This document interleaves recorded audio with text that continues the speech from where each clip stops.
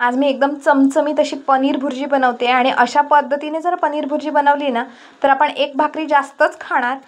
तर त्यासाठी पहिल्यांदा इथे मी पनीर घेतलेलं आहे। हे पनीर आपल्याला पहिल्यांदा किसून घ्यायचं आहे। तर इथे मी सगळं पनीर इथे किसून घेतलेलं आहे। तुम्ही हाताने जर किसायचं नसेल ना तर हाताने बारीक असं कुस्करून घेतलं तरी चालेल, पण किसल्यामुळे काय होतं सगळं एकसारखं असं होतं।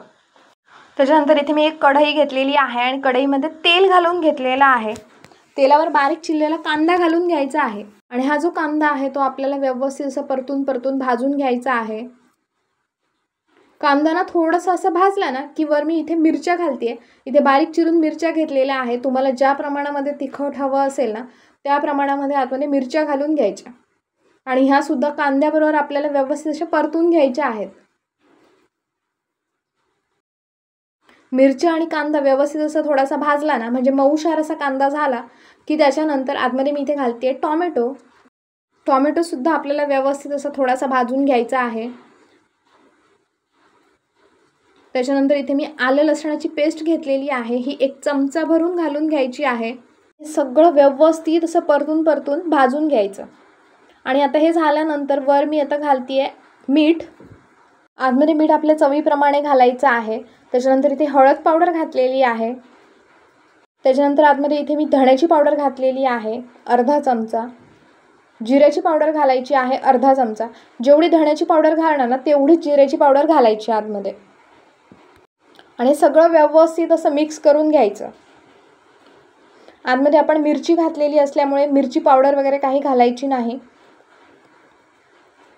सगळा मसाला आहे ना हा व्यवस्थित असं परतल्यानंतर इथे मी किसलेलं जे पनीर आहे ते सगळं घालून घेते आणि आपल्याला व्यवस्थित असं हे परतून घ्यायचं आहे। हे सगळं व्यवस्थित असं मिक्स झाल्यानंतर आतमध्ये मी आता कसुरी मेथी घालते। तर इथे 1 चमचाभर कसुरी मेथी घेतलेली आहे, ही हातावर जराशी अशी चोळून घालायची आहे। त्याच्यानंतर इथे कोथिंबीर घेतलेली आहे, ही पण वर घालून घ्यायची आणि सगळं व्यवस्थित असं हे मिक्स करून घ्यायचं। आता वर मी एक झाकण ठेवून फक्त 5 मिनिटं वाफ काढायची आहे, जास्त वेळ वाफ काढायची गरज नाही। एक छान अशी वाफ आली की झालं। हे सगळं व्यवस्थित असं मिक्स करून घ्यायचं पुन्हा एकदा आणि त्याच्यानंतर आपल्याला वर अर्धा चमचा गरम मसाला घालायचा आहे। गरम मसाला सगळ्यात शेवटीच घालायचा, मग त्याचा फ्लेवर अगदी छान येतो। हे सगळं मिक्स करायचं आणि आपली इथे पनीर भुर्जी बनवून तयार झालेली आहे एकदम चमचमीत अशी।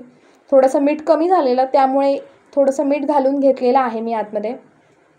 ही एकदम झटपट अशी अवघ्या 15 ते 20 मिनिटात बनवून तयार होणारी पनीर भुर्जी तुम्ही चपाती बरोबर, भाकरी बरोबर किंवा पावा बरोबर खाऊ शकता। तर आजचा व्हिडिओ तुम्हाला कसा वाटला मला नक्की कमेंट करून सांगा आणि खाली हाईप बटन दिलेला आहे त्या हाईप बटनवर नक्की क्लिक करा आणि असंच मस्त मस्त खावा, सुशेगात राहा। माझ्या व्हिडिओ लाईक आणि शेअर करा आणि माझ्या चॅनलला सबस्क्राईब करा। थँक्यू।